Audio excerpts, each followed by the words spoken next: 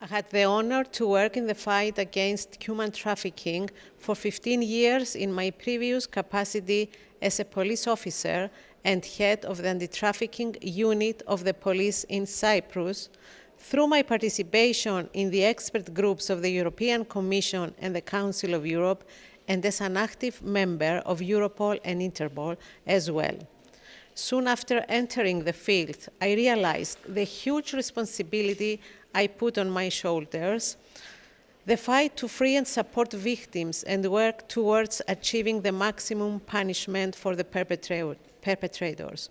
It is precisely this responsibility that lies today with all societies and especially with us, the members of parliaments, who have the responsibility to legislate but also to exercise the parliamentary control.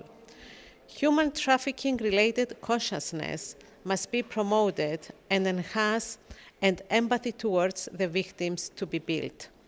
Consequently, the society will be ready, equipped, and willing to stand against human trafficking by assisting competent authorities, tasks, and to contribute and embrace victims' reintegration. At the same time, the legal and operational parameter constitutes the second important element in the successful fight against human trafficking, which translates in the national and international legal framework, as well as the operational capacity and effectiveness of law enforcement authorities.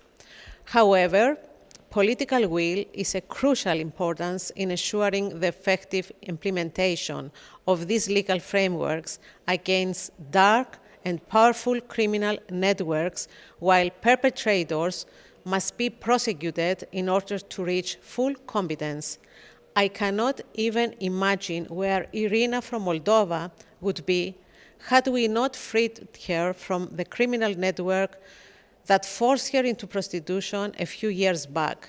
She was only 20 years old. She had come to Cyprus believing she had earned a scholarship. She was instead forced into sex trafficking. We provided her protection, but we still had to change her name for her to be able to live in safety, since she was receiving death threats throughout the trial. She went to university. Today, she has completed her studies and works for an international company. Unfortunately, the defendants were acquitted. This did not make Irina any less of a victim. Also, I cannot imagine the state of mind of Charity from the Dominican Republic if she had not been freed.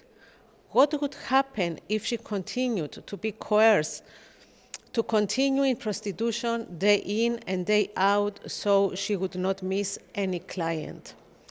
I cannot imagine what would happen to Pham from Vietnam, whose arm was amputated due to the very poor working conditions in the agriculture industry, and who spent a whole year in hospital because of his injury.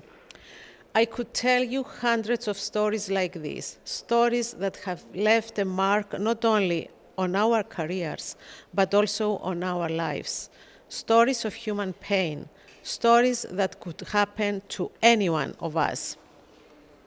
In a trial where I was a witness, the lawyer of the defendants asked me, "This girl went out on her own every day for food. Couldn't she have cried for help to passerbys, Mrs. Superman?" I replied, "In your state of mind, she could. In hers, conquered by fear, she couldn't." So we need to stop judging the victims by our own reasoning. We need to get rid of our prejudices.